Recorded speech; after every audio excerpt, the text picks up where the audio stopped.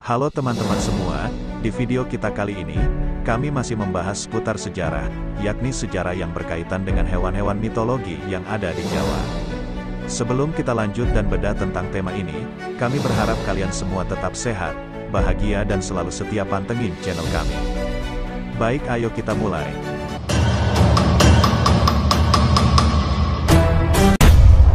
Seperti diketahui bersama bahwa Tanah Jawa adalah sebuah lokasi atau wilayah yang sudah sejak lama terkenal mistis, wingit, sekaligus tanah yang suci. Tanah ini kaya akan kisah, legenda, mitos dengan segudang cerita yang lekat mengiringi peradaban dari masa ke masa hingga hari ini. Hal ini tentunya sudah merupakan hasanah dari budaya bangsa Jawa khususnya, serta masyarakat Indonesia umumnya. Dari salah satu mitos yang ada di Tanah Jawa, salah satunya adalah berkaitan dengan makhluk penghuni lain selain manusia. Di antara penghuni Tanah Jawa itu adalah hewan-hewan yang hidup mendiami kawasan ini. Hewan-hewan tersebut bahkan diperkirakan lebih dulu atau lebih tua tinggal di wilayah tersebut, dibandingkan dengan keberadaan orang-orangnya. Jadi tidaklah aneh dan mustahil bila terjadi hubungan yang saling mempengaruhi antara manusia dengan hewan-hewan yang ada, semenjak awal-awal peradaban manusia hingga saat ini di Tanah Jawa. Selain juga orang-orang Jawa dengan budayanya yang tak lepas dari alam, secara otomatis hubungan ini telah membawa dampak yang positif bagi perkembangan peradaban dan budaya orang Jawa tersebut, di mana kehidupan serta tradisi masyarakatnya selalu hidup bersinergi dan harmonis dengan alam sekitar termasuk dengan hewan-hewan yang tak jauh dari kehidupan masyarakatnya. Saking lekatnya hubungan tersebut, orang-orang Jawa sangat intens berinteraksi dengan hewan-hewan sekitarnya, hidup berdampingan dengan mereka, maka hewan-hewan tersebut menjadi sangat dekat dengan kehidupan masyarakat. Tak jarang hubungan ini mampu dijadikan sebagai inspirasi atau simbol, serta dihormati oleh masyarakatnya. Maka dari sinilah hubungan antara manusia Jawa dengan hewan yang terdapat di sekeliling kehidupannya menjadi istimewa, bahkan dianggap mempunyai kedudukan yang tinggi dalam menjaga, melindungi, mengayomi tempat-tempat suci serta kekuasaan pada wilayah-wilayah tertentu. Dan dari sini pula, tercetuslah hewan-hewan yang dikeramatkan serta disucikan oleh orang-orang Jawa, sehingga sampai menjadikannya sebagai mitos atau cerita tertentu, yang lazim disebut sebagai hewan mitologi Jawa. Dalam khazanah budaya Jawa, hewan mitologi ini dianggap penting dan istimewa.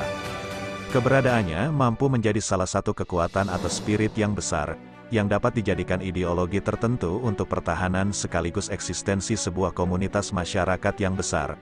Hewan-hewan ini juga menjadi penting dan dianggap mampu menjelma sebagai benteng sekaligus menjadi senjata untuk menaklukkan musuh.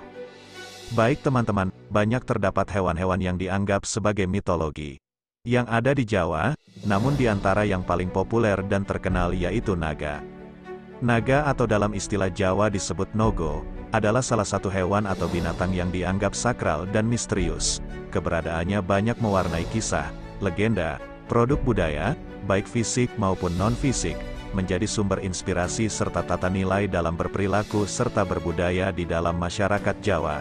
Mengapa hewan naga bagi orang Jawa menjadi sangat penting hingga mendapat predikat sebagai hewan mitologi? Pertanyaan ini memang relevan adanya, karena banyak budaya Jawa menjadikan hewan naga tersebut sebagai simbol-simbol, seperti perhitungan waktu atau hitungan matematika alam versi Jawa, weton, serta digunakan dalam nama-nama pusaka dan produk-produk budaya Jawa lainnya yang sangat banyak. Contohnya adalah pusaka. Benda-benda pusaka yang berbentuk keris banyak yang menggunakan nama ular naga, seperti keris naga runting, keris naga ransang, keris naga sasra, dan lain sebagainya.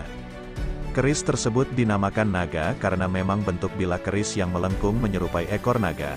Juga ada pusaka yang berbentuk tombak yang bernama tombak naga baru kelinting miliknya Ki Ageng Mangir atau Ki Ageng Mangir Wanabaya. Kepala kapal layar juga banyak yang diukir dengan bentuk gambar kepala ular naga. Contoh lain sebagai produk budaya adalah di bidang arsitektur klasik Jawa, yaitu simbol naga di Jawa juga ditemui di beberapa relief candi. Naga di candi ini dinamakan naga taksaka yang bertugas menjaga candi. Umumnya ular naga dijadikan pola hias bentuk makara, yaitu pipi tangga di kanan dan kiri tangga naik ke bangunan candi yang dibentuk sebagai badan dan kepala naga. Mulut naga digambarkan terbuka lebar dan lidahnya menjulur keluar dalam wujud untayan manik-manik ataupun bentuk makara dengan naga yang menganga dengan seekor singa di dalam mulutnya. Hiasan semacam ini umum didapati di candi-candi di Jawa Tengah dan Yogyakarta. Sering pula wujud naga dipahat di bawah cerat yoni karena yoni selalu dipahat menonjol keluar dari bingkai bujur sangkar sehingga perlu penyangga di bawahnya. Fungsi naga pada bangunan candi atau pada yoni tampaknya erat kaitannya dengan tugas penjagaan atau perlindungan terhadap sebuah bangunan. Naga Jawa adalah makhluk mitologi Jawa yang telah direka setidaknya sejak zaman Majapahit. Makhluk ini memiliki wujud seperti ular raksasa, mirip dengan naga Tiongkok, dan pada umumnya digambarkan mengenakan mahkota dan tanpa kaki. Naga Jawa merupakan campuran gambaran naga Hindu-Buddha dengan kepercayaan lokal yang dipengaruhi oleh gambaran naga Tiongkok. Naga Jawa biasanya digambarkan sebagai pelindung atau pengayom, sehingga umum ditemukan dalam pahatan gerbang, pintu masuk, atau undakan tangga dengan maksud melindungi bangunan yang ia tempati.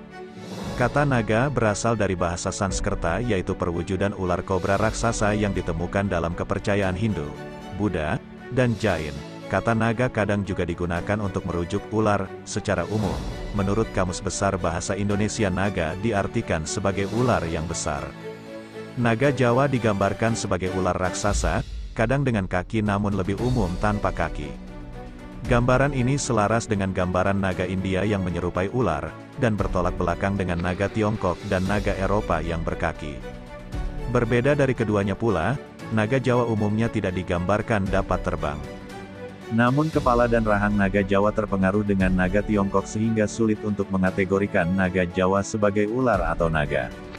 Keunikan naga Jawa merupakan badong atau mahkota di atas kepalanya. Tidak ada ketentuan untuk rupa mahkota dan bentuknya dapat sangat beragam. Mahkota ini pertama kali digambarkan dalam lambang-lambang kenegaraan era Majapahit dan kemungkinan merupakan suatu tanda persahabatan dengan Kaisar Tiongkok. Terkadang naga Jawa juga digambarkan memakai perhiasan dan kalung emas. Naga atau ular menurut pandangan bangsa Indonesia dianggap sebagai lambang dunia bawah. Sebelum zaman Hindu, Neolitikum, di Indonesia terdapat anggapan bahwa dunia ini terbagi menjadi dua bagian, yaitu dunia bawah dan dunia atas, yang masing-masing mempunyai sifat-sifat bertentangan.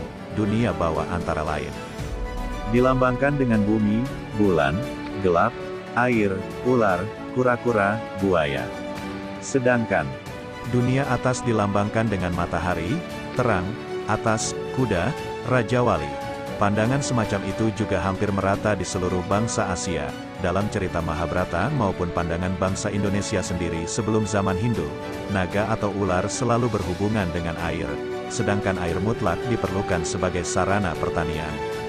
Cerita naga sebenarnya begitu lekat dengan masyarakat Jawa kuno. Ada beragam cerita naga yang begitu terkenal, seperti Samudramantana atau Amretamantana, dan Garudaya. Kedua kisah ini terdapat dalam kitab Adiparwa yang disadur ke dalam bahasa Jawa kuno pada abad ke-10. Cerita tentang pengadukan lautan Susuk Sirarnawa untuk memperoleh air amta ini pun terdapat dalam kitab lain yaitu Kitab Tantu Panggelaran yang disusun kurang lebih pada abad ke-16. Kisah Samudramantana menceritakan tentang pengadukan lautan susu oleh para dewa dan asura, Daitya dan Danawa untuk mencari air amta yang ada di dasar laut tersebut. Di sini Gunung Mandara dipakai untuk alat mengaduk. Ular naga Basuki dipakai sebagai tali. Kura-kura Akupa bertugas untuk menjadi dasar Gunung Mandara, agar gunung dengan mudah bisa berputar dan tidak tenggelam. Diaduklah Sirarnawa, dewa-dewa menarik ekor naga, dan asura menarik kepala naga Basuki. Kepercayaan naga terus berkembang hingga dianggap sebagai sosok dewa. Misalnya dalam masyarakat Jawa kuno, naga Antaboga dipercaya sebagai dewa penyangga bumi. Masyarakat Jawa lalu mengaplikasikan sosok Antaboga pada ornamen maupun ukiran hias. Umumnya dia akan muncul pada hiasan gong sebagai simbol naga Jawa. Peninggalan benda-benda kuno juga memiliki hiasan sosok naga Jawa, seperti keris, pintu candi, hingga ornamen-ornamen bernuansa Jawa. Ada juga 3 bangunan yang disangga oleh naga di Kompleks Candi Penataran. Ukuran dari naga ini besar. Setiap bangunan disangga oleh 8 ekor naga. Sementara di Candi Kidal, terhias naga jantan dan betina, terlihat dari ujung tangga candi. Gambar naga juga pintu masuk Candi Jabung di Keraksaan. Tempat suci ini berasal dari masa Majapahit. Cerita tentang naga juga membuka kisah Pangeran Sudana dan Bidadari Manohara dalam relief Avadana di dinding Candi Borobudur. Tradisi Hindu memang kerap mengisahkan naga lewat literatur dan kesenian mereka, seringkali kehadirannya dihubungkan dengan keberkahan. Di Borobudur, mereka digambarkan dalam bentuk manusia, namun di tempat lain mereka akan muncul dalam bentuk asli sebagai hewan, tulis John Miksik dalam Borobudur, Golden Tales of the Buddhas. Maka dari sini dapat kita lihat, bagaimana naga menjadi sebuah hal yang sangat penting dalam khasana budaya dan dalam kehidupan masyarakat Jawa, dan hingga hari ini pun sebagian masyarakat Jawa masih mempercayai serta memiliki hubungan secara khusus terhadap benda-benda pusaka yang berkaitan dengan simbol dan bentuk naga. Dalam perhitungan siklus matematika alam versi Jawa, juga dikenal dengan istilah Nogo Dino, atau disebut juga yaitu ujung hari, yaitu perhitungan orang Jawa. Mengenai siklus alam yang berputar yakni siang dan malam. Hal ini menjadi pola dasar dalam penetapan perhitungan hari baik sesuai siklus energi tertentu yang berlaku pada hari-hari tersebut. Maka Nogo Dino ini menjadi sangat penting, dan hal ini tentunya tak lepas dari pemahaman orang Jawa tentang perhitungan siklus energi di alam semesta, di mana energi alam semesta dikodifikasi dalam bentuk sastra serta hewan mitologi, yang mengandung siklus energi, yang melingkupi dan menaungi keberadaan manusia dari sejak dalam kandungan, hingga sampai ajal menjemput kembali kepada yang menciptakan manusia yakni Tuhan Yang Maha Esa. Maka sekali lagi betapa pentingnya simbol atau keberadaan hewan mitologi naga ini, dalam pandangan masyarakat Jawa, yakni dengan memahami siklus energi dalam menapaki kehidupan, maka dapat menjalani laku hidup yang lebih baik untuk mencapai kehidupan yang sempurna. Demikianlah teman-teman sekalian salah satu tentang hewan mitologi Jawa ini, semoga dapat menambah wawasan serta pengetahuan kita bersama. Sekian video kali ini, tonton dan simak terus video berikutnya, di Jawa Nusantara Channel. Dan jangan lupa, bangsa yang besar adalah bangsa yang selalu meluhurkan leluhurnya. Mari kita bersama-sama mewujudkan kembali puncak kejayaan Nusantara.